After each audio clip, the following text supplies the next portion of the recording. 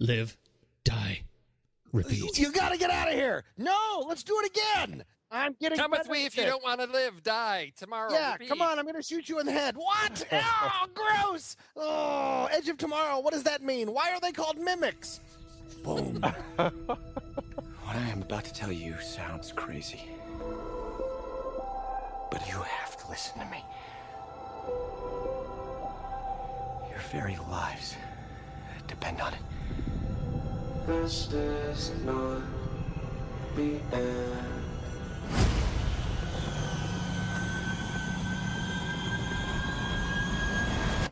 You see, this isn't the first time.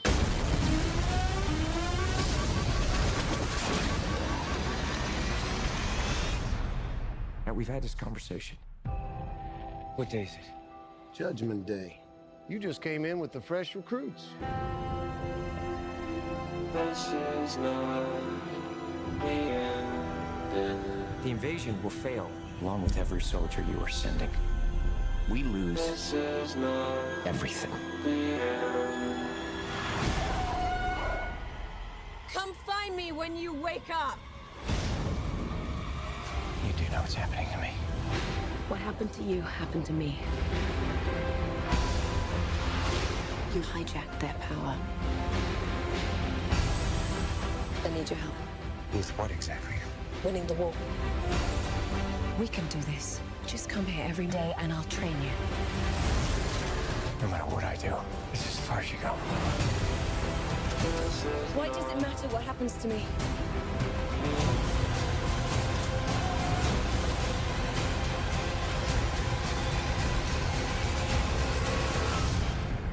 I'm not a soldier. Of course you're not. You're a weapon.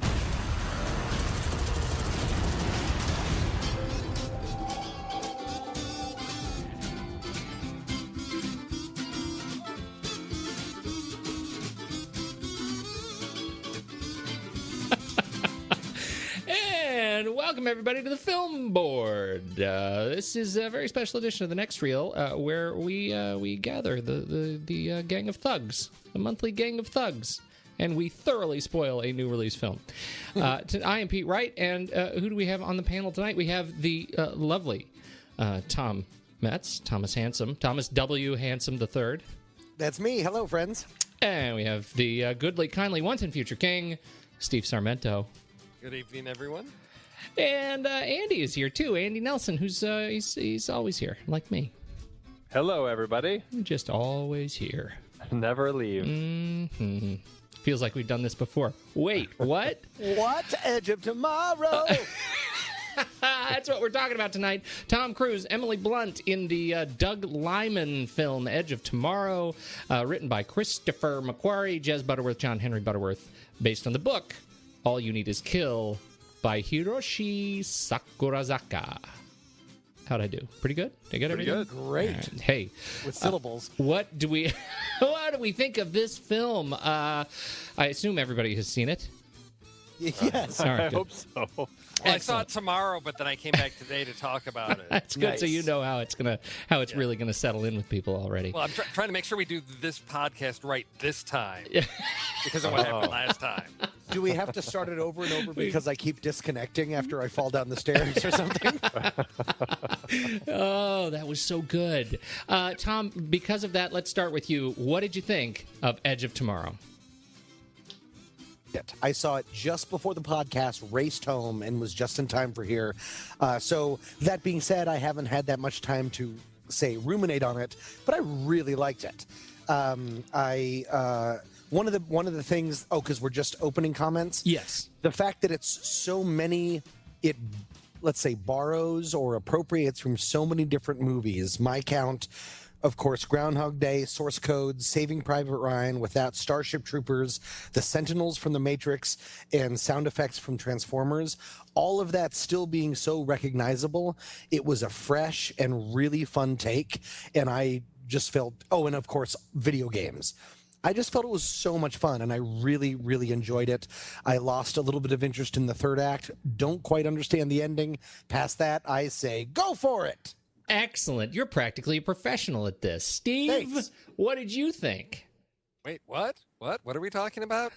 I'm playing the Tommy Handsome role today because he took my stuff. No. First, you have to hit yourself in the head with a chair. Yeah. No, Tom took all the words out of my mouth. That's exactly. I just saw it earlier this afternoon. Had a great time with it. We can dig into some of the pieces, but overall, just a really enjoyable film. I agree. Fresh take on an action film. Did some, interesting things, and was, as we can discuss, a lot funnier than I thought this thing was going to be. It really had a lot of different things going on that worked really well together, and I was on the edge of my seat. Wow, that was a pregnant pause to find out where exactly you were. I knew you were going to be somewhere. Yeah. Andy. Yes. What'd you think?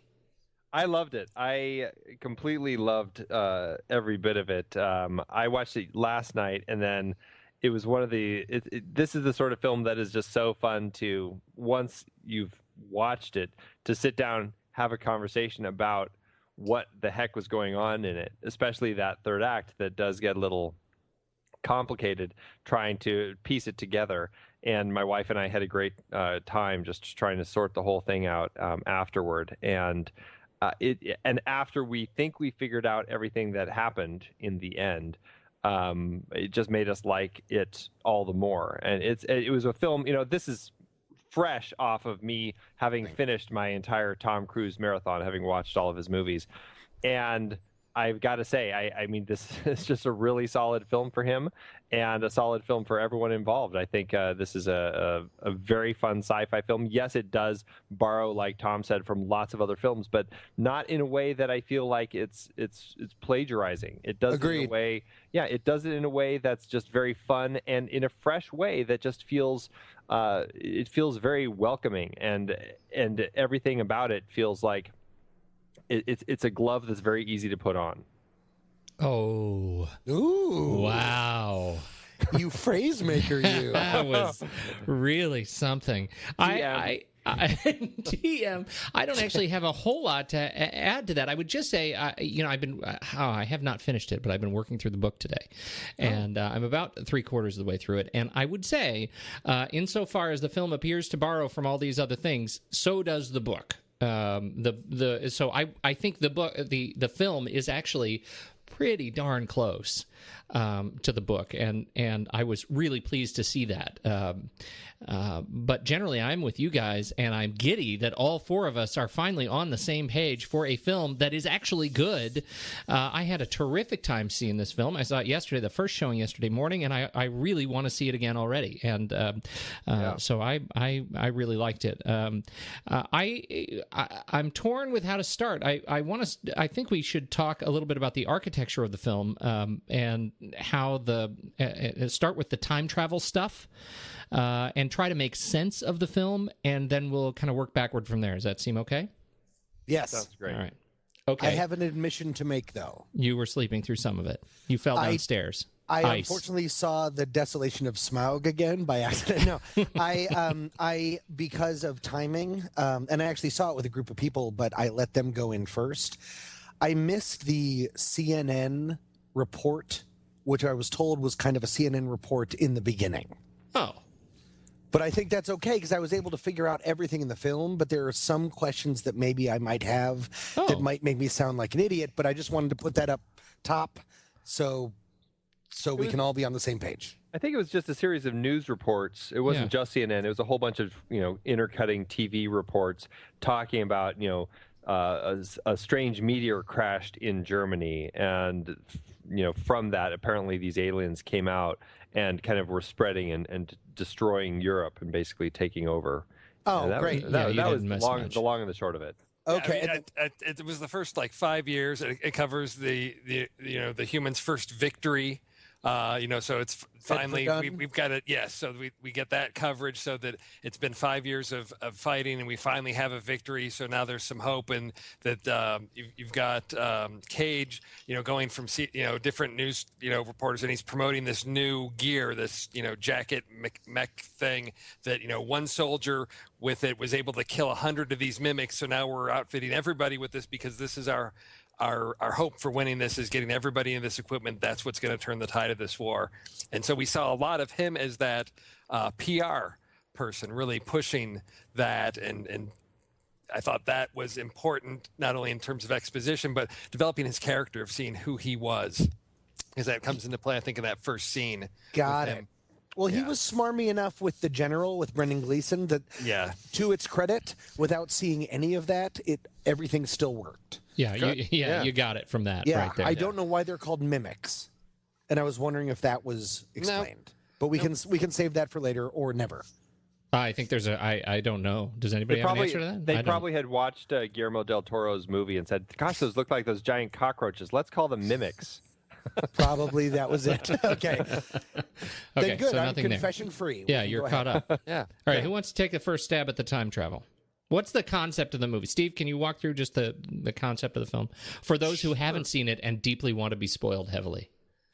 Who is this podcast for?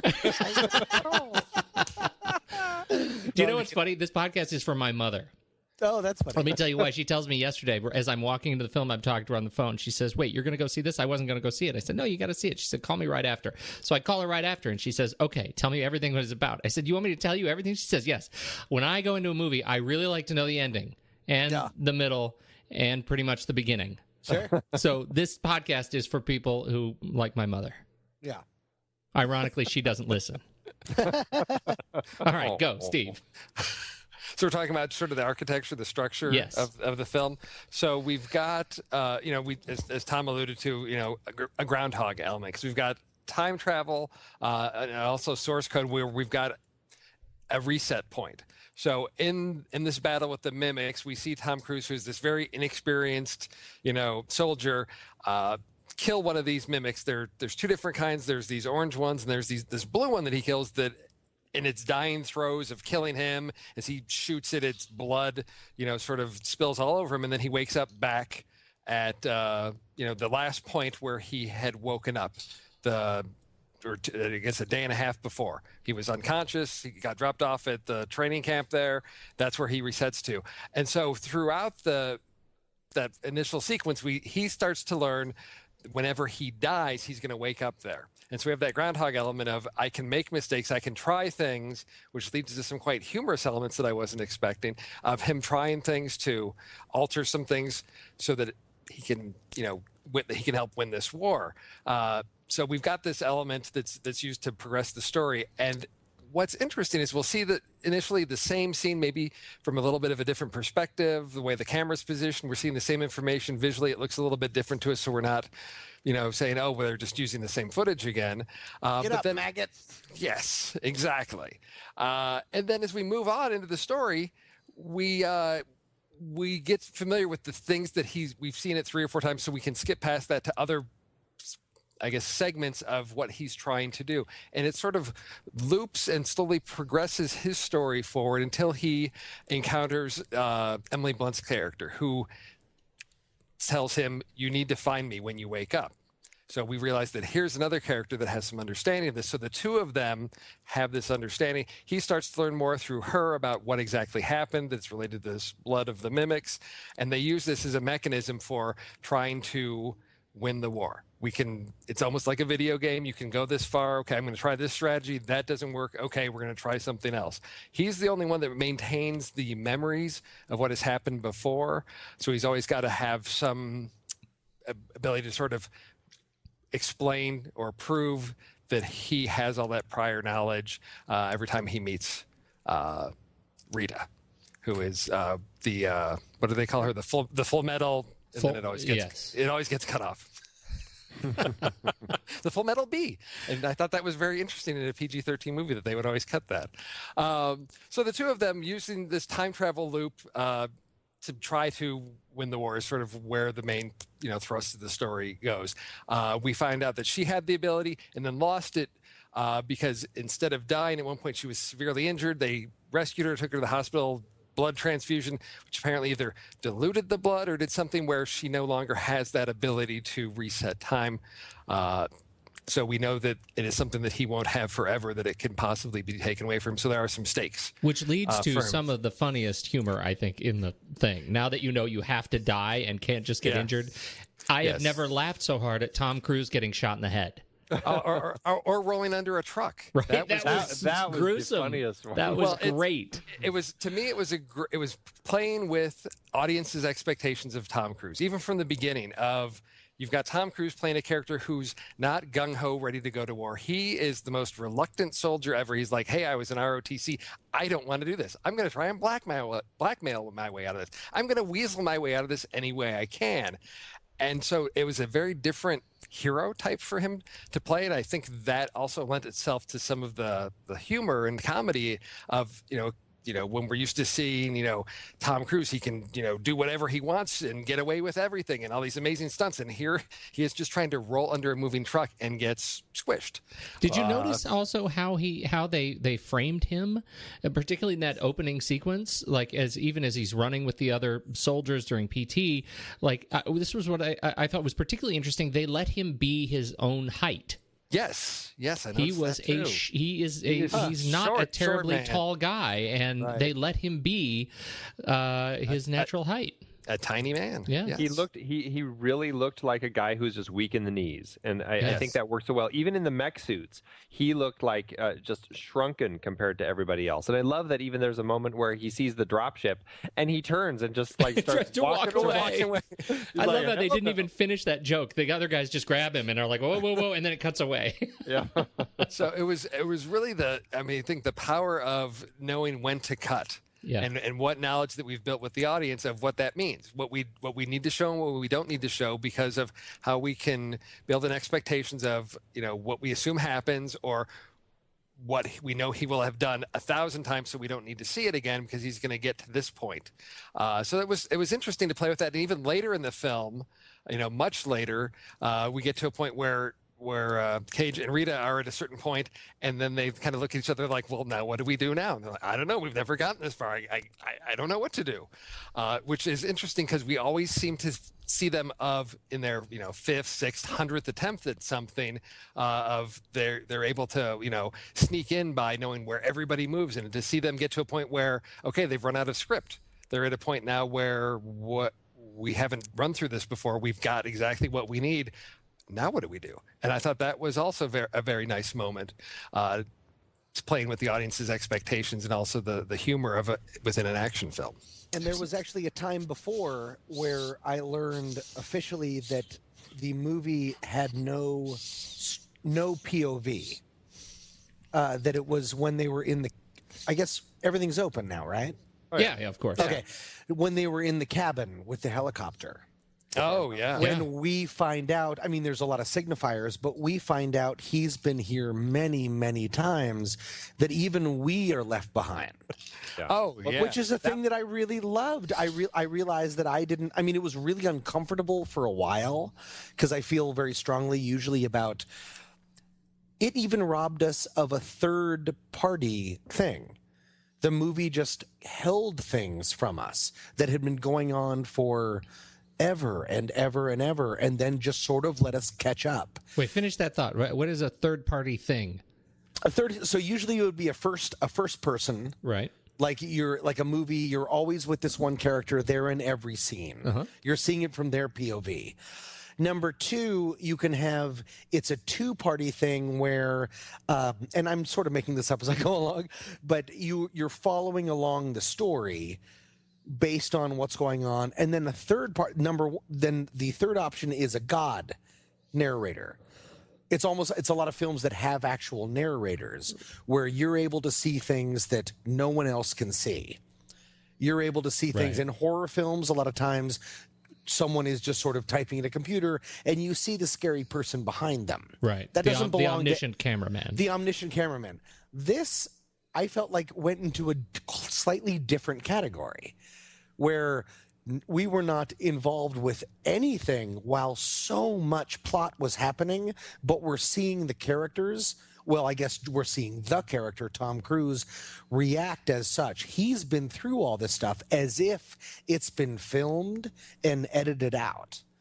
Yes. I thought that was really interesting. Well, and I would add to that, because I don't think the helicopter, I think that's that is maybe the first time we're kind of aware of it, but boy, do they play with that at the end. You know, when he's trying to build his case with a J Squad that they need to come with them to Paris, we are introduced into a conversation in progress where clearly he has had hundreds of hours spent with these people as individuals, learning about their lives, because he knows all the secrets. He knows everything about them. I think the first time we see that is when the two guys come after him. That they're trying to keep him, and he's able to close his eyes and dodge the He knows where all the punches. He knows where all the punches are coming from, and so these are examples of just where they so effectively set up the world. Right, we're going to go into world building. Right, they set up this world where he's looping. They so effectively set up the mechanics that by the time they start sort of gently pulling the rug out from under us, it's almost a welcome trick. Yeah, it's seamless. Yeah, it really works. is. It really works. Well, and it really played with, every time he would say something to Rita, I always had a question of, is this the first time or like the 100th time? Because like when they make it to the cars and he's like, and don't forget to unhitch, the trailer. You don't want to be, and I'm like, is that because she always forgets? That he's done this, and that's the thing that's going to cause, if she doesn't, they're going to get caught? Or is it just, here's some advice, I'm going for this one, make sure you do that because, we're going to be under a lot of pressure. These things are coming and you want to get the car started, but don't forget to do that. And it was nice because it always sort of played with, I didn't know what was going to happen. It wasn't like, oh, okay, clearly, when you have characters that can die and reset, it's not, oh, well, clearly they're going to get out of this one because we're only halfway through the movie. The stakes can always be really high because we shifted through multiple strategies of we're going to, that as they mapped out their route of, okay, I'm going to step 30 paces, then I'm going to turn to the left and take out the one at 12 o'clock, and then I'm going to turn to the right. And how many times they had to do that and then realized that was futile. And then going for the helicopter, and how many times he said, we've done this and always only one of us can make it. And, there was that, how many different strategic approaches they take to trying to get to where, the Omega mimic was really interesting. You didn't know, what is this going to be the route, or are we going to have to try something else because this is a dead end for them? I love that point, and one of the things to just ape on and probably repeat what Steve just said, but try to make it my own, so I get credit for it, is just one of the things that the direction and also really Tom Cruise did such a real that there, even before the stakes really changed, and we haven't gotten to that quite yet. I felt the world weariness of it, of just the, oh my gosh, if you don't turn right like I told you, I have to start all of this over. Right. Yeah. I felt he sold that, and the film sold it incredibly well. That still made it, even though you can start over, I think the secret genius behind the film is, even though you can start over and it's like a video game, if it was real life, how far he has to go just to get to this new place to then, nope, right didn't work. Or even the horribleness of, I told you to do something and you didn't do it. Right. Yeah. I mean, it really affected me. I thought it was really strong. That's all I have to say. I'm sorry. No. Was that a bad period? No, it was actually really good. That's great. I agree with you. That Well, really and that's- comes to, go ahead, Andy. I was going to say, and that I think a perfect example of that is the moment when he's talking to Emily and to Noah Taylor, the little scientist friend that she has, Tech about support from Vanilla Sky. That's a fun Right, little exactly. reunion, right? Right, exactly. About how he's finally gotten to the dam and he's found what's in there, and they're getting excited again about the prospect of knowing what this vision is, and it's just like you can see it on his face. It's just like, guys, we've been there. I've gotten there. I've done that. It's just like that. The fact that he has to keep going through those same motions that everybody else plays. The reintroduction to Rita, the reintroduction to Noah Taylor's character. He has to go through all these introductions over and over again. to make this whole thing work. Like you said, how frustrating it is. And you can really see that in his face in that particular scene where he's just like trying to figure out, what are we doing here? Because we've been doing that. Like it's a perfect midpoint, because it's like they did it. They got to that point where they thought they were supposed to get to, and it was a ruse. And that was a great twist. Yeah, absolutely. So the way the film starts to break down its own time travel mechanics, time looping mechanics. When we hit this third act, we discover we found the location of the Omega in Paris, and he's injured, and so he gets a blood transfusion. And so we are left to assume, because that's the rule they've already set up, when you get the blood transfusion, you lose the ability to reset time. That first section where she comes in, that first segment where she comes in and is about to kill him, and he says, wait, they gave me blood? I thought that was super intense. Like, I thought that was a fantastic switch. Yeah. And then we're left to figure out... Wait, can I butt in again just because I'm good at butting in? Of course you can. I liked that because I'm trying to be a writer. Like, I've written short films and stuff like that. But when they were like, oh, right, of course, you have to make the real stakes and give him the human blood again so he can't just keep starting over. I was like, oh, right, of course. I don't know if I would have thought of that. You know what I mean? Just being completely self-effacing of like, of course that's the how you up the stakes is for this time there's no coming back. Right. But I kind of cringed in my seat of like, I didn't see that coming. Oh, darn it. That's too funny. Yeah, I'm the worst. I know, totally. But no, it needed, and that's also when the film started to not fall apart, but I started to lose a little bit of interest, but we can get into that. Continue what you were saying, Pete Wright. Well, I just want to try to unravel and at least come to an agreement about the end. I know Andy has been texting me, and I think dying to talk about this on some level. Oh, the end? Yeah. Andy, do you want to walk us through how much you love this? I think that like I said, I think my wife and I pieced it all together, and maybe you guys all figured it out right away. I don't know. I have only figured out half of it.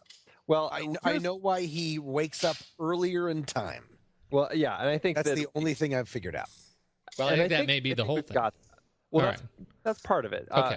Okay, so he loses his ability to jump back in time, right? And I think that the way that I think they say it early on that the mimics the time jumping ability. It's like a day. It's about a day that they go back. Sounds like a save point. Hours. Yeah, right. So it's about one day that they get to go back. It's like, I don't know if it's 24 hours exactly, but it's something like that. So he wakes up from when he's unconscious on the landing strip. He's got the rest of that day, that night, and then basically the next morning where he first dies. That was his kind of 24-hour period that he initially looped.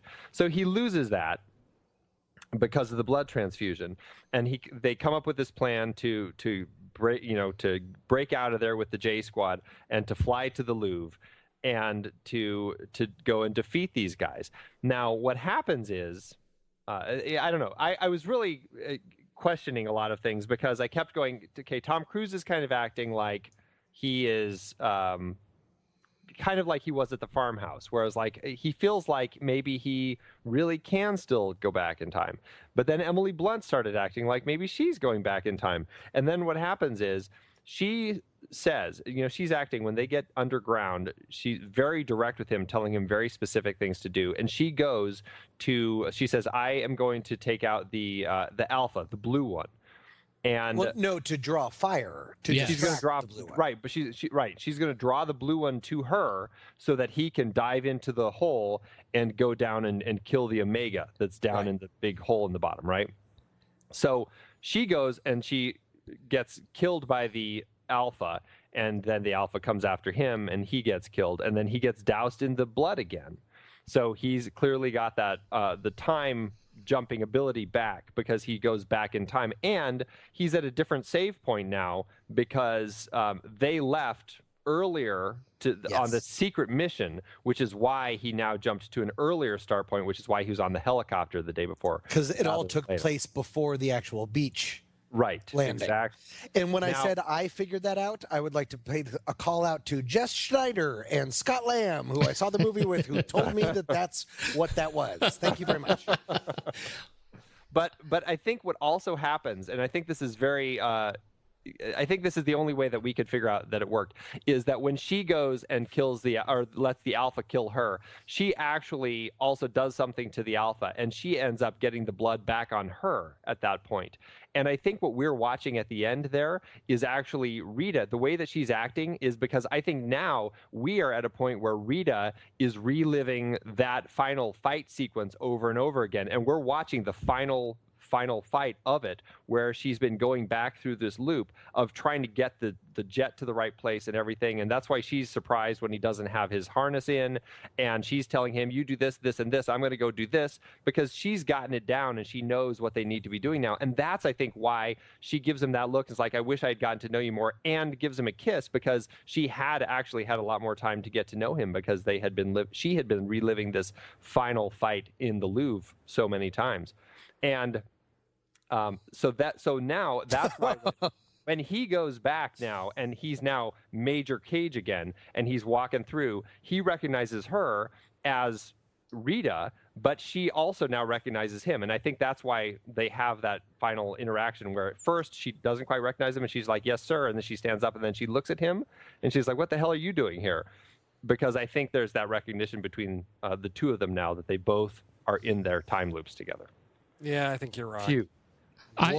Steve, tell me what you thought, because I think I'm not quite there either. Because the alpha comes after him.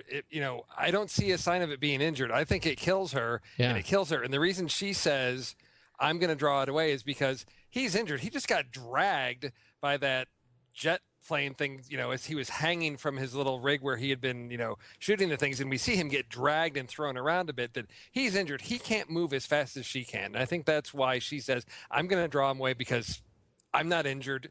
I'm going to draw it away. I can do that. It comes after him after it kills her. I don't think it's injured, or it's dead. Well, it's not dead. But No. The blood wouldn't be. We have to speculate, because if it just got some blood on her, but it's still alive, then is that power split? And then just because she gets some of the blood, does that take all the power away from it? But when he gets killed by the Alpha, he drops the grenades, the Omega blows up. He gets the blood from the Omega, which is like the main piece. And so I was trying to figure out why it reset the day before. The issue I have with it's more than a day, because when they're going to do this thing in France or whatever, at one point she says, we've got to do this fast. They're going to be doing, launching to leave for the beach in 3 hours. So it's not a full day before, it's just a few hours. So why would it reset him back a full day if they're only 3 hours earlier? I think it was only about 3 hours before. Like when he wakes up, when he's on the helicopter, when he's waking up from being knocked out. It's only about. But then when they go to like the farmhouse and all those other things where it's much later, then how come he doesn't reset to later points? And because the rule, I think they set up the rule pretty clearly, right? What happens when an alpha gets killed, that's the point that the Omega can reset time to. But it doesn't. It resets him to the day before. Well, that's what I mean. 24 hours from that point. Where did it say that? Where did it say? I don't remember that. She tells him a day. She says they say about a day. So the reason I think he goes to the day before, even though it's why it's 3 hours earlier, is because, and this is the other part that I have trouble understanding, is they killed it. So if we follow the timeline, he goes, meets Brendan Gleeson, gets knocked unconscious, wakes up on the, that goes through training, whatever. So he's now coming back for that meeting at the very end. And when he goes in to Washington, London, wherever he is for that meeting with Brendan Gleeson, he's not there. He's on there saying, there was an explosion in Paris and, all the mimics are dead. And I thought, is that why it reset him to this point? Because first, I don't know how he traveled back in time to before he had this whole experience. I'm trying to wrap my head around that loop, because they killed the Omega here. So where their time ripples back to some other previous reset point, because that's the part I can't get my head around, is how they died before he actually killed them. Well, I think that was because we've already established the fact that the Omega and all of the alphas and all the things are one alien, right? But we also know that that they have to exist outside of normal time. Right. And so that's why we get that full day reset, because if you're right and it's about a day, then, as soon as he's killed, he exists because he has the Omega's blood on him. Right. He exists outside of the normal time and resets the full day. Right. I guess. Again, he's resetting to, I guess a full day before. Yeah, I don't know. Anyway, he's because they're all one creature, right? Yeah, that's why they're all still dead. They're still dead. Yeah, okay. Yeah, I mean, he gets reset to the point where the Omega's time, loop is begins, right? Right. Does that mean am I back on the podcast? Yes. Okay. Does that mean that he still has the power? No. Do you think? I don't think so. Why? Because the Omega is now dead. But then how would you have been able to reset if the Omega was dead and the power is gone? It was a one-time use? Yeah, that's what I'm thinking. Okay. Well, and the thing is... Oh, because I wanted the sequel to be him, trying to get credit for killing the Omega, and all it is a 2-hour movie of him being like, okay, your name's Scott, your 4th grade teacher was Harry. Like, he just has to go around the entire world telling everyone weird secrets and then take lozenges. I thought So here's the thing with the ending. It was the one note that I really had. I mean, I had a couple notes about the beginning of just, Tom Cruise, reluctant hero. And then another part was this whole why does he reset to an earlier point? And I discussed it with my daughters on the car ride back, and, everybody's speculating about it. But then I stopped, and we also talked about Groundhog Day. And it's like, Groundhog Day, there's no explanation at all for the logic of what causes it or what ends it, really, other than I think Magic Snow ends it, and he finds true love or whatever. But we get no explanation here. I think the problem comes because we have characters that don't know speculating and trying to establish some rules based on how they think it works that we accept as truth, which we have to really understand is they don't really know how it works either. They're just trying to make sense of it. If we latch onto those as rules, then that's where we're going to get into these areas of, well, now this doesn't make sense with the rules that they made up, these characters, because they didn't even understand the rules themselves. And I walked away saying, you know what, I can accept it for what it is. Is there a logical reason to it? We can all come up with our own versions of why this might be. But to me, it's still an enjoyable ending. I think it's, feels consistent with the film, and you can nitpick and try to come up with the logic. But to me, I'm willing to let it go and say, I'm going to enjoy it as a nice ending to the story and resolution. So I think some people may be upset that it's too much of a happy ending that they put together for whatever reason, but I enjoyed it. I'm fine with that to a point, in the way that it didn't bother me, things that I had and the unanswered things didn't ruin the film like it did personally for me. For Prometheus, there was just too much to pick apart. Right. This didn't ruin the film, but when I watch the film again, if I get it on Redbox or something, I will stop. I know I will stop when he releases all the pins underwater. Yeah. Because I'm fine with that answer. Right. I'm fine with that ending. There was no need for this other part. Everyone did what they needed to do, and I think that they just happy ended it in an unsatisfying way. You really do that? Really? You just watch a movie until you're satisfied when it's over for you, and then you literally stop it? Name a movie. I watch every time I've watched Titanic. Right before they hit the iceberg, I turn it off. Well, I believe that Jack and Rose are still sailing cool. I will say with Lincoln, I saw it in the theater. I saw it on DVD. I think the next time if I do watch that, I'm going to end at that point where he's walking down the hallway, because to me, that is the end of the story. And then it gives us the stuff that everybody expects out of a Lincoln film. But there's that moment where he's walking away from the camera down the White House hallway towards the door, and we know what's coming next. And to me, we don't need all of that.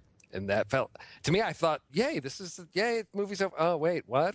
There's more? Because it felt like a nice ending. I'll have to send you my supercut of Lincoln and Last of the Mohicans. I think you'll like that better. It cuts in and out. Yeah, I did my own supercut of those. What does that even mean? It's really fantastic. Lincoln, you get Lincoln running around in the jungle in his underwear. It's fantastic. Have you guys ever watched the film sad. Remember the Titans in reverse? No. It has to do with a really, really nice town where Denzel Washington shows up, makes everyone racist, and then leaves. That's not my joke. I read that on 4chan. I'm sorry. Oh my God. But I thought that was really funny. That's awful. Okay, Andy, seriously, do you do this too? Of course you do. No, You've never done this? that. Thank No, God. I mean, I will watch the whole thing, and even if I say, okay, well, I wish that they had ended it there, like AI is a good example. I still am going to watch it, and then I'm going to go, man, if they only ended it when he was underwater staring at the blue fairy, Right? But I'm still going to watch it. I mean, I could never turn it off. I mean, the only time I don't have the stuff to do it. Yeah, I did it once as a test with Carlito's Way, where I actually started it late. I cut out the intro, which the movie kind of starts spoiling the ending, and so I cut that off, and I started it at the point where the story starts, and I found it a much more enjoyable film. Because you don't see it coming. You're not just waiting for the submarine. Yeah, Shoot. exactly. Wow. So, but as far as no, I would never. And honestly, the ending for this film, I really enjoyed that last bit. I didn't find it unsatisfying. I really enjoyed the two of them back together, and the way that I'm reading the film, I think works really well for me. And I love the way that the two of them end up coming together, because I don't think that your way explains it very well. So there. Whose way? Well, I don't know. I just like that. Somebody told me I was wrong, as I recall. That's right. I didn't do that. Pete did. Not me. No, that was Steve. You that can was live in your totally land Steve. of disillusionment and fantasy, and that's fine with me. But I think we can all agree that it is an enjoyable ending. Well, Tommy it ends it before the rest of us, but it wasn't one where I felt that it was. I mean, I think they're Andy, you're right. I think when they start to get to Paris, things do slow down a little bit, and I couldn't figure out. And again, maybe that comes from we're so used to seeing things being able to repeat that now we've got a long sequence of where are they going, what's going on. We don't have that. I mean, the whole time reset gives us this sort of feedback loop of what's working, what's not working. Now we're sort of like going without a net of like anything can go. Which created a little bit of a suspense. But then I realized, well, no, because we know they can't die. They've got to make it, because this has got to be the last effort, because they can't die. Otherwise, they're going to fail. And the movie's not going to end like that. So I thought, okay, it started to get a little bit into, there's 6 of them. And then finally, of course, it's got to get narrowed down to just those 2. And I thought, really, do we have to, go that route where it's just the 2 of them? And, but see, that is an actual problem. I don't think they needed actually to do that. I mean, they could have had more of them make it. Yeah. Like, that was just sort of an arbitrary thing. Right. For me, the problem was why I started to lose interest was in the same way that I always lose interest in films that we talk about is... It's more than 90 minutes long? No. No, that it became more like the third Matrix than the first Matrix. I'm very interested in humans doing human things, dealing with stuff. And with this, it really became the Sentinels from the Matrix. Oh, yeah. Yeah. And then everyone had their exoskeletons got even huger when hooked into the helicopter. Like, I don't know.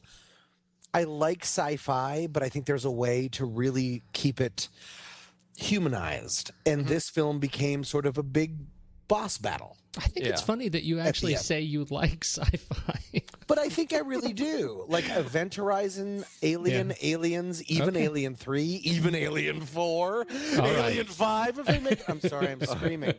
But I think I do. But what is important to me is not crazy fake things running after fake things. I think that there's a way to do it.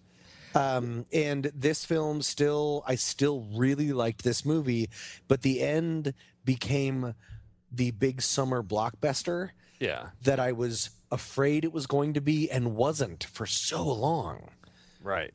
And so when it became that, I was just kind of like, okay, yeah, let's take this big ship and pretend that it's a car and I'm nonsense and things. And yeah.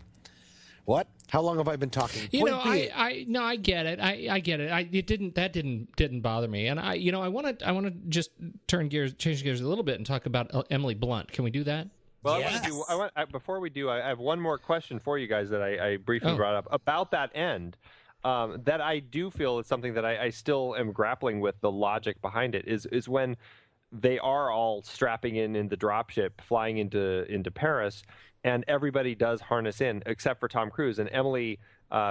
She gets into her harness and she drops, and then she looks at him. She's like, "Why aren't you in your harness?" And he gives her a look like, I'm going down to, like, I couldn't figure out what his logic was there. Like, why does he stay on the plane there and crash into the river? Well, he said that somebody needed to stay up in the air for eyes in the sky to keep them covered, and I think he was trying to talk her into doing that, and she said, "No, I'm going." As I recall. Oh, I thought didn't they have a knowing look after the ship had been hit? No, it was before the hit. Was it before that? But I think I could be completely wrong, but I think the knowing look was he was trying to give her an out, a final out. She didn't take it. And all of the rest of that was him becoming Bill Paxton, literally. That was the final thing we needed to see of him becoming Wimpy Magoo, and then instead being the one saying, "Release, go." Like he became Bill Paxton's character from the very first part, from his first death. Yeah, but even Bill Paxton was on the beach. I mean, he obviously had strapped in at some point and dropped down to the beach. So why doesn't he just strap himself into the little harness thing and drop down with everybody else? Because it's the edge of tomorrow, Andy. No, it's a good question, and I don't know. I think that the symbolism that and maybe I'm not thinking about it too much. I think the symbolism they really wanted to give us was to remind us how far he's come. Yeah. I definitely agree with that. Although I deeply wish all four of us could go see this movie together again, so I could stand up and say you're all wrong. I totally believe that there was a knowing look after the thing was hit. You can come down here and we can all watch it in Atmos, and you can stand up and try to say things, and it'll be drowned out by the amazing soundscape surrounding us. Goodness. Wait, what do you mean? You think that the ship was going down and they shared a little wink? Well, I think because she was like, "What are you doing?" and he looked at her. He did that Tom Cruise, like, "Don't you? I'm awesome." You know, he did that kind of head tilt thing. There was this knowing look after he was yelling people to go down. She was like, "What are you doing?" And there was it was all very confusing. And this was yesterday. Yes, yeah. Like somebody, like this goes back to Andy's point, which I am starting to buy into. I can't believe it that actually she had looped this far at some point. But how could they both be in their same loop, or did we already go over that? I don't know. He's not in a loop anymore. It's just her at that point. It's just her. He doesn't get to start a loop. We've jumped to her loop. Right. Andy thinks that she's now looping because of the final showdown with the Alpha, that she acquired the ability to loop. So the whole, Louvre assault, she has looped through that several times. And right, so she's doing that several times, and he doesn't start looping again until that very last moment when he gets doused in blood after he blows the Omega up. See, the only thing that I have a question with is I thought that the looping was dependent on the Alpha dying at the time, and so that Alpha clearly lived after the. I guess it's confusing. It's a little confusing because when he went to the place where they were setting the trap for him, they were basically waiting for him to just bleed. So because they're like, they wanted my blood. Yes. So it's like they weren't waiting for him to die. They were just wanting his blood. Oh, that's a good point. Changing the rules. I like that, but the only problem I have a two-part problem with your plan, Andy. Number one, if it was that smart, they couldn't resist letting us know. And number two, Doug Liman directed Jumper. That's just mean, man. That is mean. Let somebody live down his past mistakes. That film was terrible. If anything, blame the author. Jumper? Oh, okay, fair enough. No, because I read the original script. The original script of Jumper was the novel. I don't. I've never read the books. Okay. Let's talk about Emily Blunt.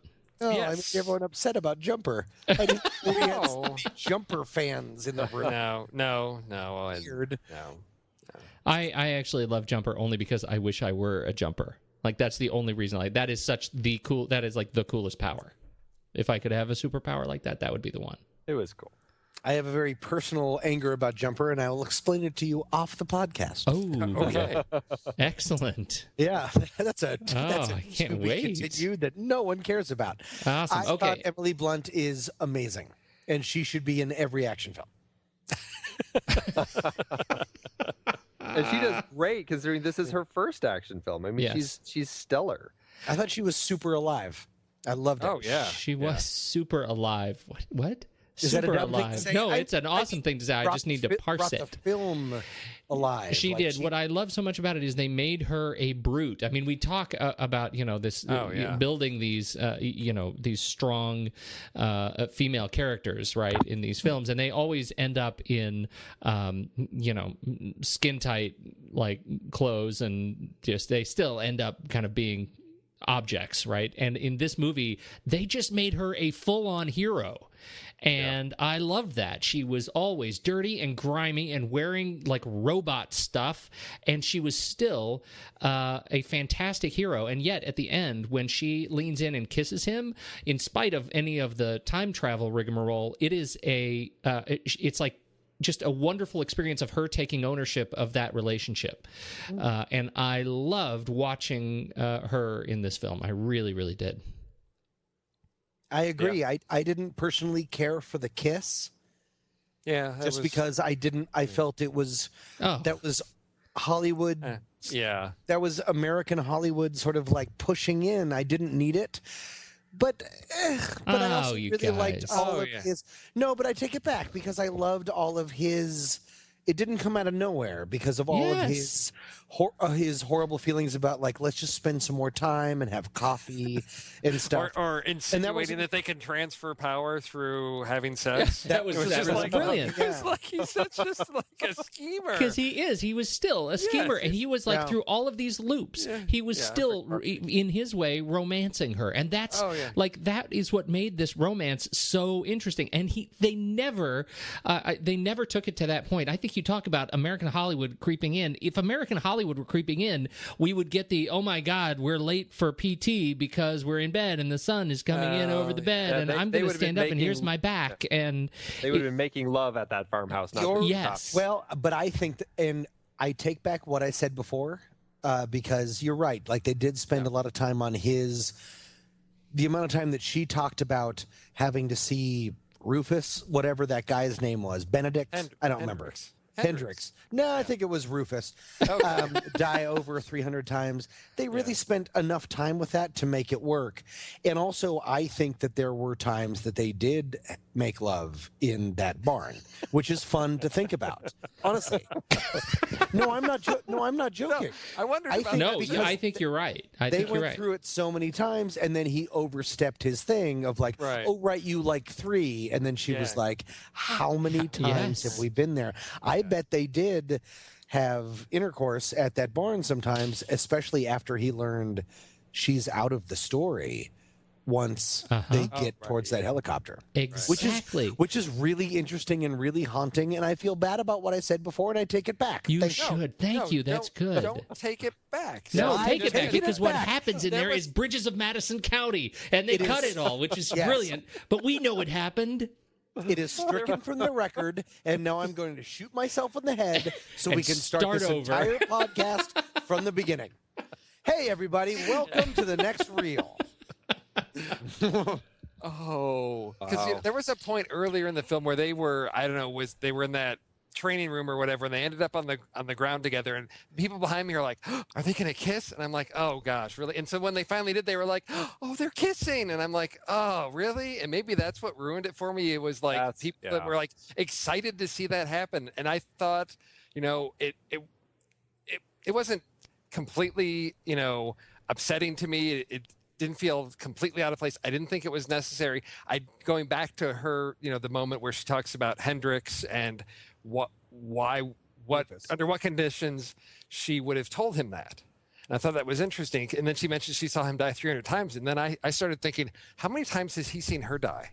Yeah, It's gotta that's when be it got well. really weird and interesting. Yeah, I thought it's got to be well over 300 times because of just trying to like plot that route and how many times at the helicopter. I mean, he's got to have seen her die hundreds and hundreds, thousands of times. And I thought, okay, but what it did for her as a character, which I appreciate, is it didn't make her a weak character. It just made her, she had to toughen herself up, and that's how she's handling that. And that's what I really appreciated about her character is, through all these resets, he always shows up and she's like, who are you? Why are you talking to me?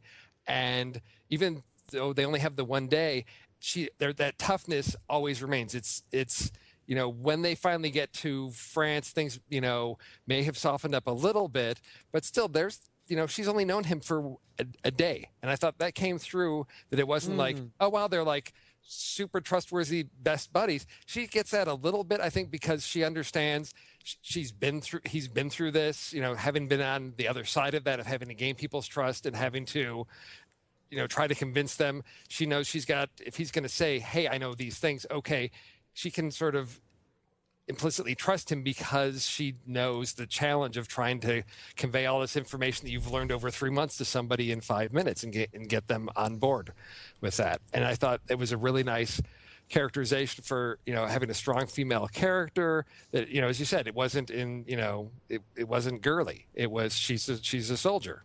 She's the top soldier. She commands respect from everybody. I mean, that was at the end of, they're like, J Company is like, why are we going to follow you? He's like, you're not going to follow me. He's like, you're going to follow her. And she walks in and it's just like, oh, yeah, because that's who she is. She commands that respect. And that, I think, was, what I really appreciate about what they did with that character. They kept that all the way through. Love it. Love it. Yep. Agree. Okay, Very much screenplay agree. by Christopher McQuarrie. Yes. Love Christopher McQuarrie. Does this feel like a Christopher McQuarrie screenplay? Who are the other two? Because I heard that this got punched up to make it less somber. Are the other two McQuarrie was the last one. In the little article I read he was the last one, I think, that to touch it. To touch it. Because it had a lot of McQuarrie feeling to it. Yeah. The Butterworths, let's see, they did Fair Game. That was also directed by Doug Liman. Yeah, the Sean Penn, Naomi Watts movie. Okay. But I don't know. I don't know a whole lot about them, though. So maybe he came in and made it. He probably brought a lot of the funny and was maybe really good because, I mean, with even from, of course, the most obvious Usual Suspects, but also I think The Way of the Gun, he's really good at knowing when we should when we should leave a scene and go to another scene. Right. He knows how to do the transitions. Yeah, he's masterful at that. And I thought this film was almost too brilliant at that, wondering how much is on the cutting floor. Yeah. Because it seemed almost perfect to know when to cut away and when the audience would be okay with it. I loved that. Yeah. Wow. Yeah, that's a good point. I really liked it. One of the things that's interesting is I'm thinking about the book. The book is much, much darker, and I think that is the Christopher McQuarrie-ness of bringing the funny. Yeah. And as far as I understand, and I haven't read the end of the book, but as far as I understand, the end is significantly different and super depressing. So it's probably the book. Yeah, the book. Okay. It would have been the movie that you guys would have loved. Yeah, well, I changed a bit. Yeah. So we like the screenplay overall. I think we've talked a lot about the architecture of the screenplay, and I think overall it works. And Doug Liman directs. We feel good about his performance here too, even after Jumper and Mr. and Mrs. Smith. Oh, see, I like Mr. and Mrs. Smith. Jumper, something went horribly wrong with Jumper. I think that he did a great job with this, though. I mean, I think that the action scenes, the choreography, the sense of space in all the action scenes, I have a pretty good sense of that. The beach scenes, the intimate scenes between the two characters. I think he had a great balance with the character moments and with the effects moments. He really tied it all together really well. I agree. Yeah, I thought it was really nicely done. Way too easy. Jumper. Jumper. Ugh. Are we still talking about Jumper? Yeah. Ugh. Jumper. Well, I think overall that's way too easy of a conversation. I think we should we should unless we have other points. I'm sure, Andy, what do you got? I think we have to at least mention the brilliance of making a film with these mech suits, and talking about an effects film where you actually have your actors physically in these suits. I mean, I can't remember how many pounds these suits were, but I mean, I think hers was like 80 some pounds and his was over 100 pounds of just suit that they are wearing as actors. And they're, I mean, a la, just like Forrest Gump, when Forrest is running carrying Lieutenant Dan, they actually have Dan on wires so that Tom Hanks can run with Forrest, with Gary Sinise in his arms. I didn't know that. Yeah, they actually have him on wires so that because he's running from the inferno of the forest. Sure. This is the same thing here, where they actually have these guys doing all of the scenes and all the just everything when they're in their mech suits. They're on wires, so that they can be running in this film. So that when they're running at full tilt as fast as they can in these suits, but they're on wires so that they don't trip and fall. And I mean, I think that the way that they found to build the world of this film as tangibly as possible and as physical in the effects sense as possible. I think I give them huge kudos. And again, Tom Cruise is the sort of guy who, when he's doing these big movies, I mean, he always goes 110%, whether it's, actually dangling out the side of that building in Dubai, or whether it's wearing this mech suit and doing all these stunts. I mean, he's the sort of guy who I think is perfect to put that into play for a film like this, to make it feel that much more real. And I think it brings a lot to this film that these guys are in these mech suits for the majority of the film. Absolutely. There was one of the really interesting bits of the book that they brought in here is that her weapon is, it's the sword in the in the movie. Right. In the book, it's a battle axe. It's an axe that they make for her out of this whole equipment. But they say it's a 200 kilogram battle axe, which is 440 pounds. Yeah. And that the whole sequence in the book is you got to be pretty spectacular with it, because apparently inside the mimics they actually have they have an endoskeleton inside them that it takes a lot of pressure to crack, but they kept running out of ammunition, and so they needed she wanted this weapon that you would not run out of ammunition. You could just keep going, and with the mech suit she could do it, but they said you have to be very careful, because when you swing it, if you miss, you'll break your back on the backswing. It'll just twist you right apart. Wow. And so because the force of the thing with the mech suit, like they make a big deal about just what kind of an artist she is with that weapon. And I think watching her wield this thing, it wasn't cartoony in the movie. It wasn't. You talk about the effect of her with a sword, which otherwise can just it ends up coming off as just weirdly anime kind of manga twist to it. But I think it came off really well watching her with that sword.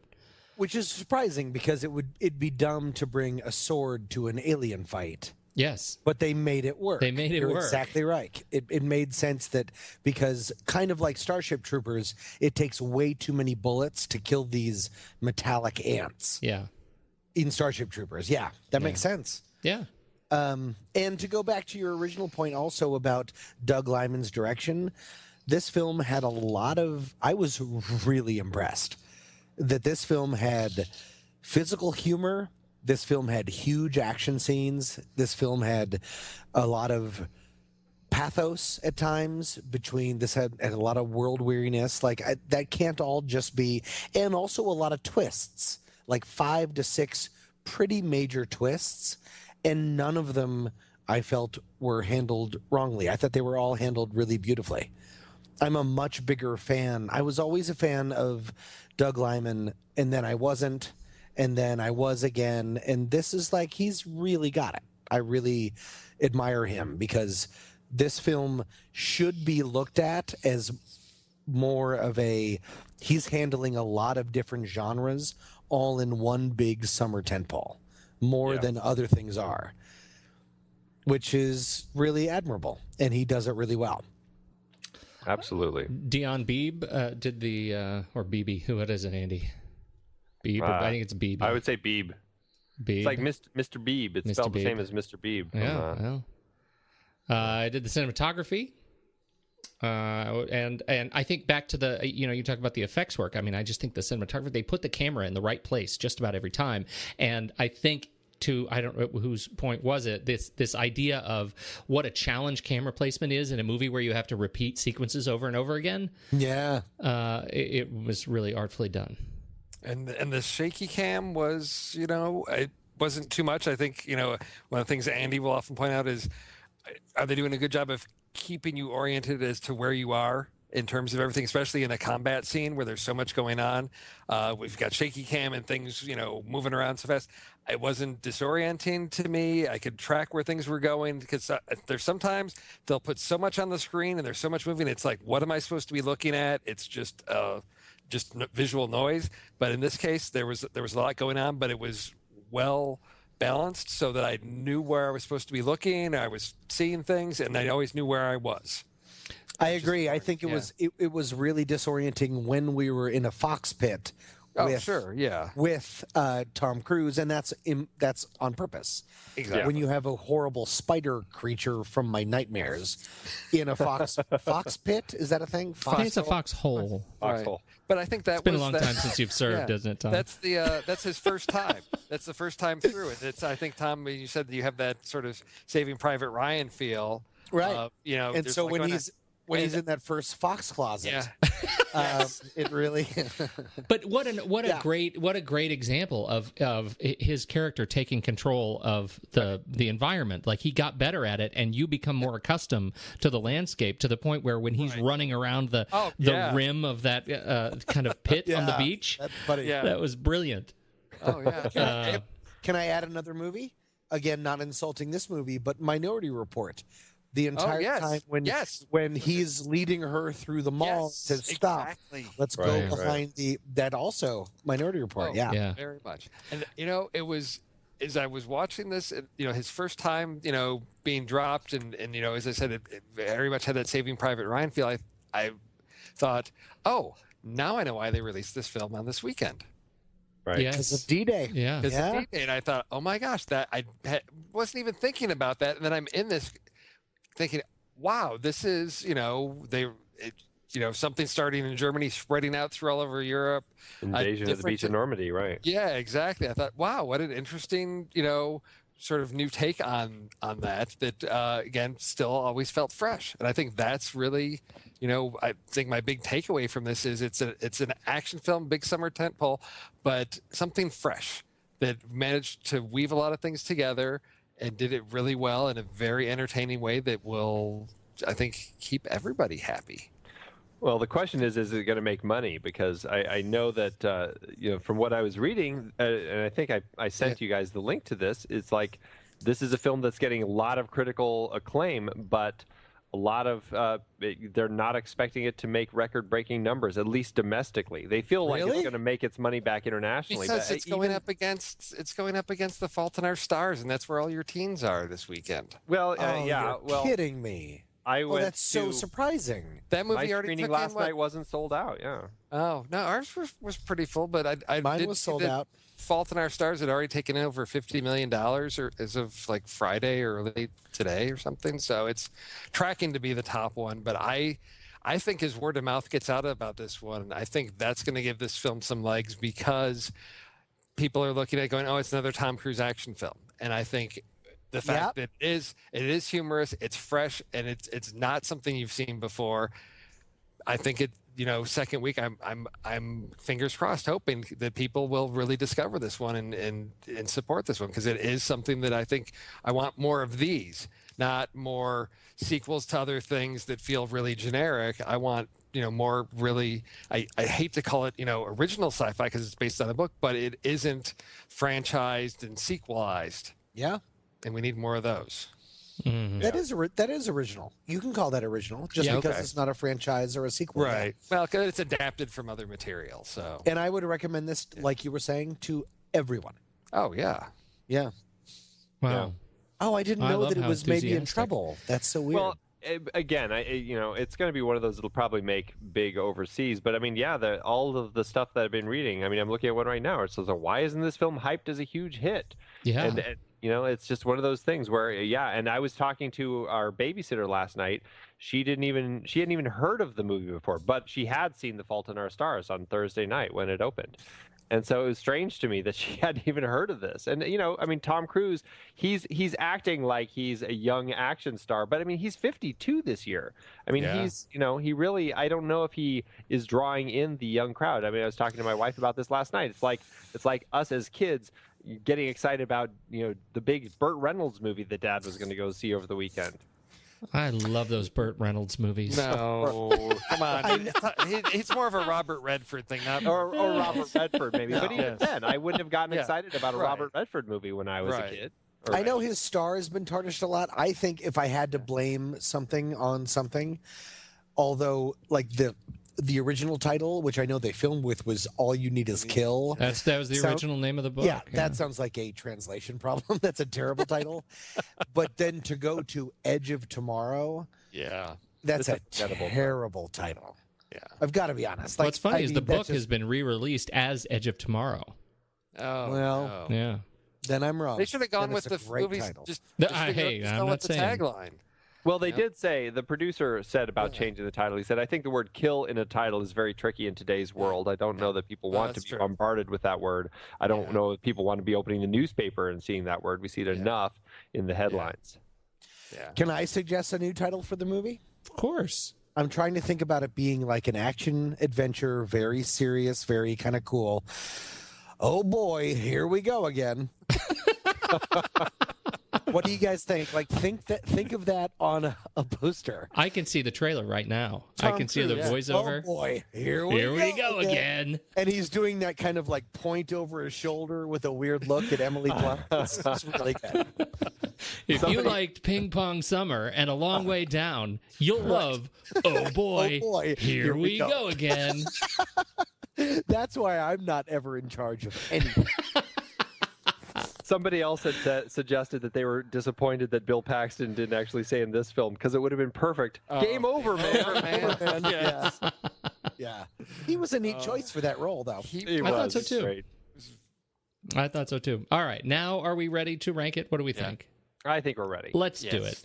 Instead of the normal one, because I enjoyed this film so much, I wrote a very quick theme song that I think in the 80s would have played after this movie. Here's how it goes. Do it again, we're at the edge of tomorrow. Live, die, repeat. Try it again, we're at the edge of tomorrow. There's no defeat. Flickchart. Don't you remember when films would have... Wait, let me say my piece. They would always have the name of the film, and then they would sing a song about exactly what it was. Was this a mistake? Pete, write down the time code. I may regret this as soon as I'm done. You don't get to, because I just saw, right there, this was the full Judd Nelson at the end, and Tom Cruise is walking down the beach, and he pumps his fist in the air, and it freezes right there. Do it again. We're at the edge of tomorrow. Live, die, repeat. Good. Well, I appreciate you guys not immediately sending me a virus and I'm out of the podcast. Oh my gosh, that's awesome. We, if you want to, I don't even know how to transition from that. Head over to flickchart.com/TNR Film Board if you want to catch up with the other films we've talked about over the last almost 2 years of Film Board episodes, and you can see how they stack up, and we'll see, will Edge of Tomorrow crack the top 10? Please, God, let it crack the top 10. All right, we ready? We're ready. Edge of Tomorrow or Divergent? Say it again, I'm sorry. Edge of Tomorrow or Divergent? Cloud Atlas. Yeah, I know, exactly. How do you want to do the old Pete? Pete, do you want to call on us, or do you want us to just call it out? Edge of Tomorrow. Oh, yeah, Edge of Tomorrow. Edge of Tomorrow. Yeah, totally Edge of Tomorrow. Edge of Tomorrow or Side Effects? Edge of Tomorrow. Edge of Tomorrow. Edge of Tomorrow. But I like Side Effects. Yeah. I like to mitigate it every once in a while. Edge of Tomorrow or World War Z? Ooh. I would still say Edge of Tomorrow. I would too. I really liked it. Huh. I feel like this is Brad Pitt Dare I versus say Tom loved it. Cruise. Yeah. I was thinking about this afternoon of where this one's going to fall and which ones it's going to come up against. And World War Z one was where I was expecting Pete to say, "But zombies." Yeah, no, and don't get but me no, wrong. I think this Edge of it's- Tomorrow would have been better with zombies. But well, you could argue that Tom Cruise is a zombie because he always comes back from the dead. But I'm going to Oh agree. yeah! Edge of Tomorrow. No, definitely. I think it just really pacing, freshness, everything it did. Yeah. Oh, I brilliant. will also say Edge of Tomorrow, but it's much closer.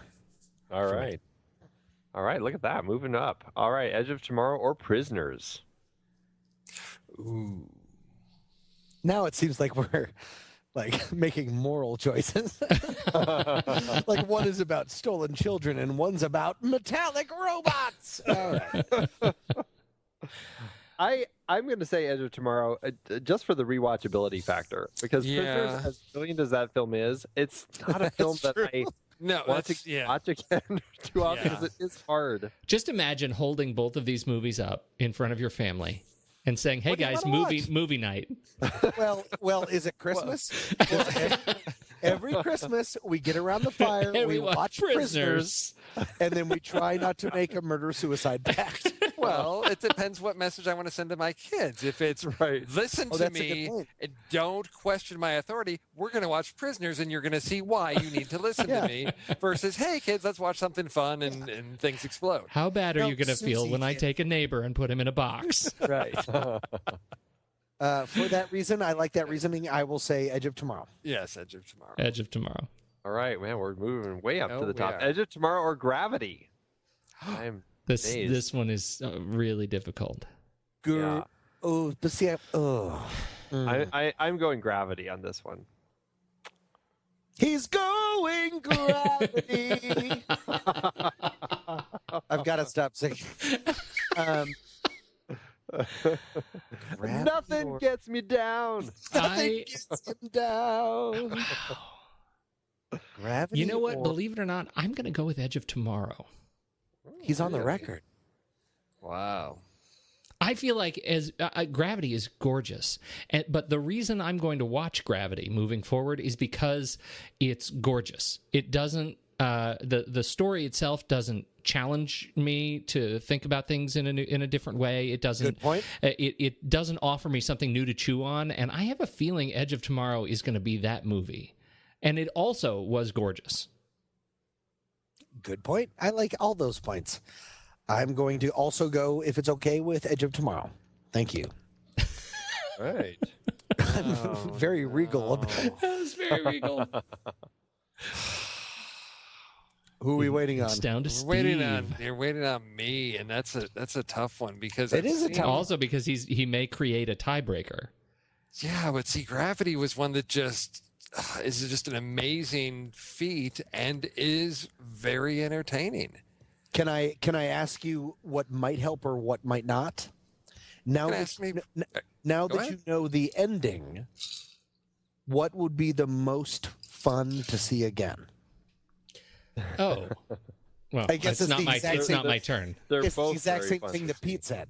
Okay, I know, so I think I'm Tom, just which ending reframing- are we talking about? Are we talking about the movie's real ending or your ending on Edge of Tomorrow? Oh, right. But see, I that's just- exactly the point, right? I Right. feel like I really want to see it again just because of that. And the only reason I really want to see Gravity again is when I meet somebody who hasn't seen Gravity. Well, really?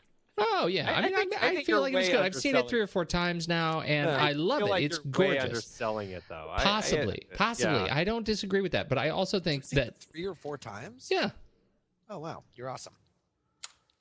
Okay. I saw The Secret Life of Walter Mitty. Which I was, where would you rate that? Where's Cloud Atlas? All right. Let's. Shut it. I'm coming to your house. All right. Oh, I'm going with Gravity because there was it really left a mark on me.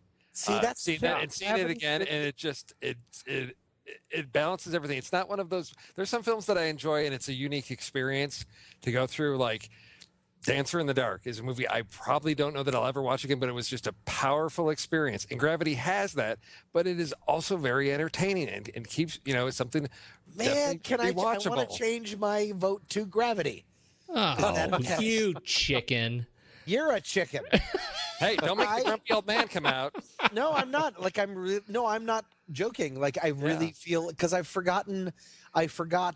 It's the difference of having seen Gravity a long time ago and having seen Edge of Tomorrow 30 minutes before. Right. Yeah, it's the recency. This is how my daughter votes on Flickchart. It's what she's seen most recently.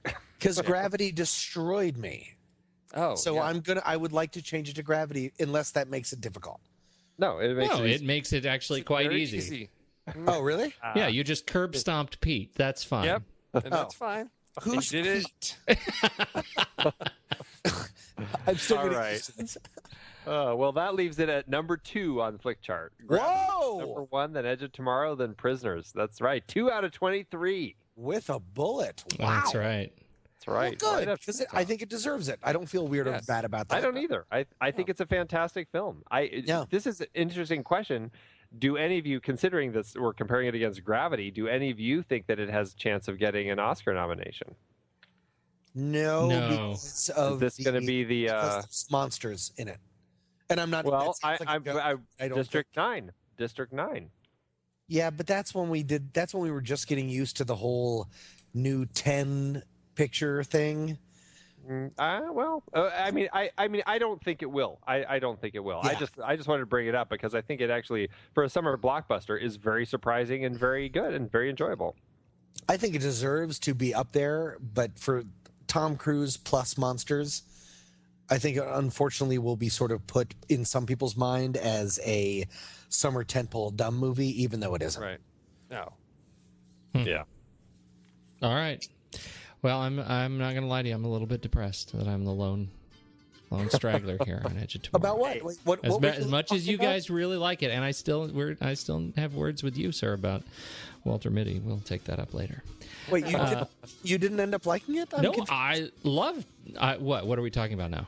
I don't know. Why Edge of Tomorrow? Because I'm the one who said Edge of Tomorrow should beat Gravity, and you guys all disagree, and one of you happens to be a complete Benedict Arnold on the subject. So, Steve. Hey, this was a good talk. This is a great way to kick off summer. I'm really excited about this conversation. I think this was a good way to do it. And can I say one really quick thing? Because I'm interrupting Magoo this entire time. Yeah, go ahead.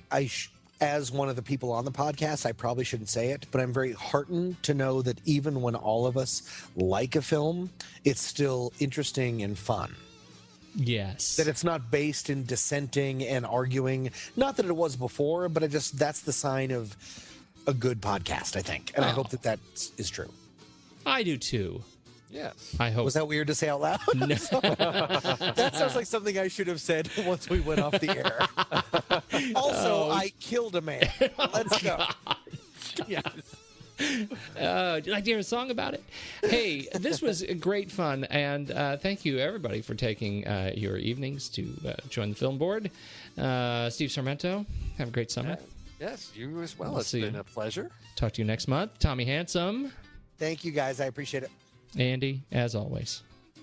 It's pleasure. It is a real treat, a rare and treasured treat. Just like Halloween. Oh. Catch you next month, everybody. Thanks so much for joining us. We're out of here.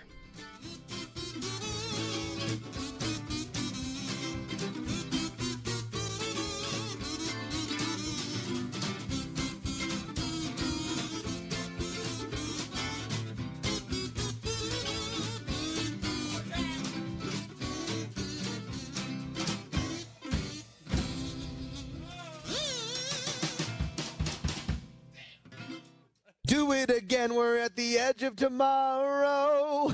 Live, die, repeat. Try it again, we're at the edge of tomorrow. There's no defeat. Flickchart!